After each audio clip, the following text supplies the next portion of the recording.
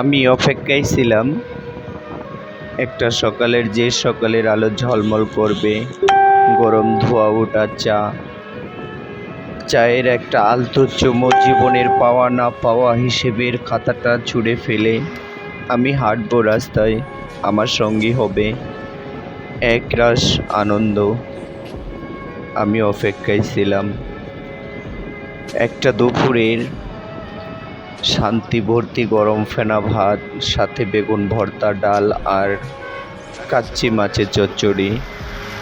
আমি আঙ্গুল চেটে পুটে খাবো, যেন অমৃত খাচ্ছি। দুঃখগুলো দূরে বসে আমাকে দেখবে, যেমনটা রাস্তার পাশে কোনো শিশু কাউকে খেতে দেখে। আমি অপেক্ষায় ছিলাম আমি অপেক্ষায় ছিলাম একটা বিকেলের, যে বিকেলের আমি কোনো মাঠে অনেকে মিলে খেলবো বরফ পানি। বিকেলের সোনা রোদ পাওয়ার না পাওয়ার কষ্টগুলোকে গলিয়ে পানি করে দেবে। সেই পানি মিশে যাবে সবুজ এক দুবলা ঘাসে। ধন্যবাদ সবাইকে।